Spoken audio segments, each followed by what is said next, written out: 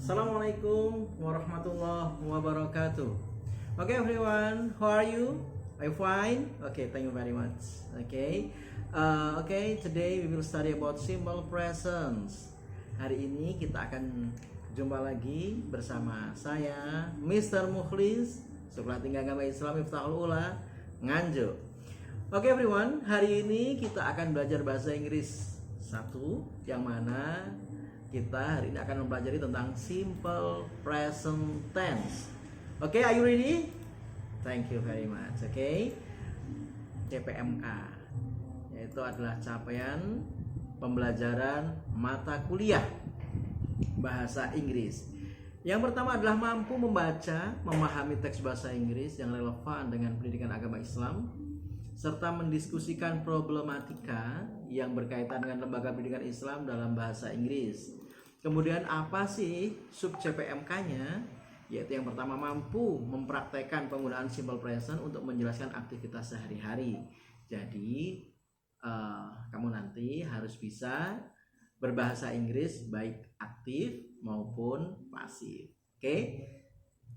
Itu tadi adalah CPMK bahasa Inggris 1 atau capaian pembelajaran mata kuliah bahasa Inggris 1. Oke, sekarang kita lanjut. Untuk berikutnya kita akan masuk ke dalam materi, yaitu simple present tense. Dan di sini nanti kita akan belajar yang pertama tentang definisi tentang simple present tense, kemudian fungsi simple present tense, kemudian kita nanti akan belajar mulai dari kalimat positif, kalimat negatif, kalimat pertanyaan, dan juga question word. Bagaimana caranya, cara penggunaannya, dan cara mempraktekannya. Oke, siap semuanya? Oke, kita mulai sekarang. Apa sih simple present tense itu? Simple present tense adalah bentuk waktu dalam bahasa Inggris yang digunakan untuk menyatakan kebiasaan, rutinitas, fakta umum, atau situasi yang bersifat tetap. Kemudian kata kerja dasar yaitu menggunakan verb 1, yang mana ini nanti digunakan tanpa tambahan apapun untuk subjek jamak atau orang pertama dan kedua. Contohnya I, you, we, they, nanti menggunakan verb 1. Akan tapi verb 1 ini akan ada tambahan s atau es atau ies apabila subjek orang ketiga tunggal. He, she, it, father, mother, Ahmad, dan lainnya. Oke?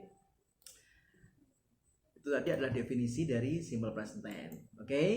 Sekarang kita akan belajar tentang fungsinya. Apa sih fungsi dari simple present tense? Yang pertama adalah kebiasaan.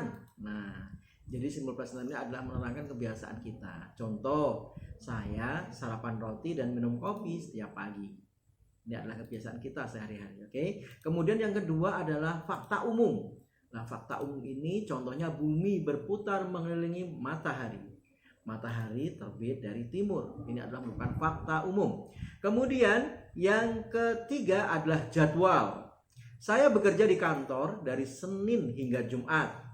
Saya belajar this time mulai hari Senin hingga hari Jumat.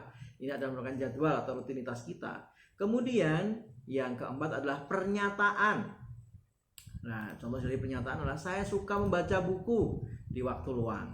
Nah, ini adalah fungsi dari simple present tense. Oke, mudah bukan?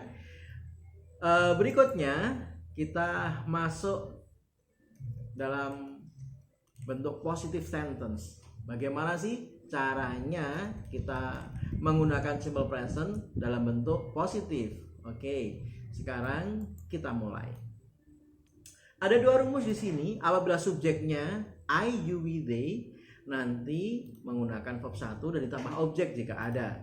Apabila subjeknya she, he, it, orang ketiga tunggal ini ani, mother, father. Nah, ini nanti verb 1 jangan lupa ditambahkan s atau es plus objek. Oke, contoh ya. Saya pergi ke pasar. I go to market. Saya makan nasi. I eat rice. Oke.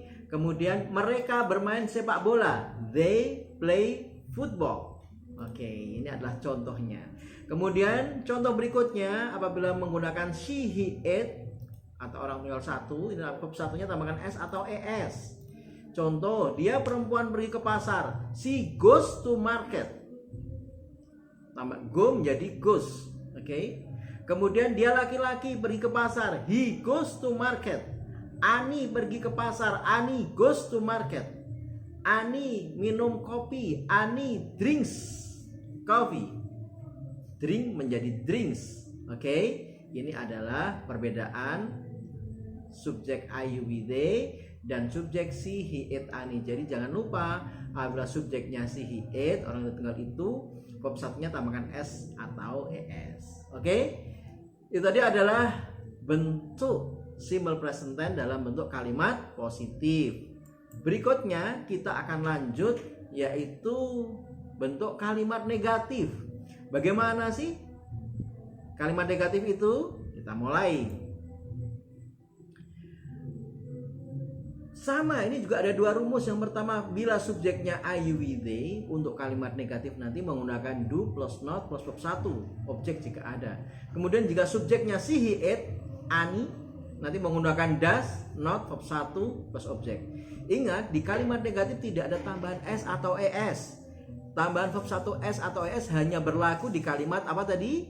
Positif. Oke. Sekarang saya kasih contoh ya. Untuk kalimat negatif, contoh, saya tidak pergi ke pasar. I do not go to market. Oh, atau kita singkat, I don't go to market. Saya tidak membeli buku. I don't buy book. Kamu tidak bermain sepak bola. You don't play football.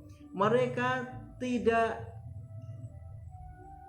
belajar bahasa Inggris. They don't study English. Oke, ini apabila subjeknya I, you, we, they dalam kalimat negatif. Sekarang bagaimana kalau subjeknya she, he, it menggunakan does, not plus verb 1. Contoh, dia perempuan tidak pergi ke pasar. She does not go to market. Ingat, tidak ada s atau es. Oke. Kemudian dia laki-laki tidak pergi ke pasar. He does not go to market. Ani tidak pergi ke pasar. Ani does not go to market. Ayah tidak bekerja. Father does not work. Nah, ini adalah contoh di kalimat negatif. Oke? Kita lanjutkan yang berikutnya. Kalau kita sudah belajar kalimat positif, kita sudah belajar kalimat negatif, kemudian berikutnya kita akan belajar di kalimat interrogatif atau kalimat pertanyaan. Kita mulai ya. Untuk kalimat interrogatif juga sama, ada dua rumus di sini. Kita akan menggunakan do jika subjeknya I, you, we, they plus verb 1 plus objek jika ada. Kemudian does itu adalah subjeknya she, he, it plus verb 1 objek. Contoh ya, apakah kamu pergi ke pasar? Do you go to market? Okay. Apakah mereka pergi ke pasar? Do they go to market? Nah, apakah kamu berbicara bahasa Inggris?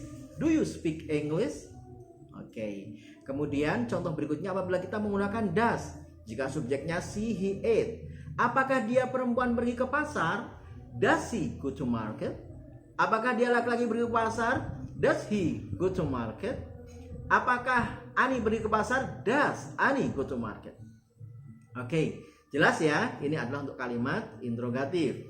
Kita lanjutkan. Berikutnya adalah kalimat question word. Nah, bagaimana cara membuat kalimat question word? Ketika tadi kita sudah belajar kalimat positif, kemudian kalimat negatif, kalimat interrogatif, dan juga sekarang waktunya kita akan belajar tentang question word. Bagaimana ya? Oke.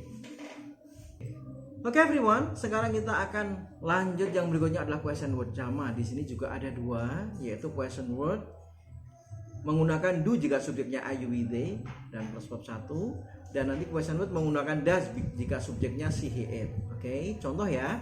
Apa yang kamu pelajari? What do you study? Apa yang mereka pelajari? What do they study? Apa yang kita makan? What do we eat? Oke. Nah, bagaimana apabila kita menggunakan does? Berarti subjeknya she, he, it. Ya. Apa yang dia perempuan pelajari? What does she study? Apa yang dia laki-laki pelajari? What does he study? Apa yang Ani pelajari? What does Ani study? Oke, sekarang saya ajarin bagaimana cara menjawabnya juga. Contoh, what do you study? I study English. What does she study? She studies English. Tahu bedanya ya? Kalau soalnya menggunakan does, berarti jawabannya nanti ada S atau ES. Ya, ini mengapa ada S atau ES? Karena ini kalimat positif. Ketika di kalimat question word-nya tidak ada S atau ES tadi, akan tapi di jawabannya ada S atau ES. Contoh berikutnya, what time do you study? I study at 8 p.m. What time does she study? She studies at 8 p.m. Oke, tahu bedanya ya? Kemudian, Where do you study? I study in Stein. Where does she study? She studies in Stein.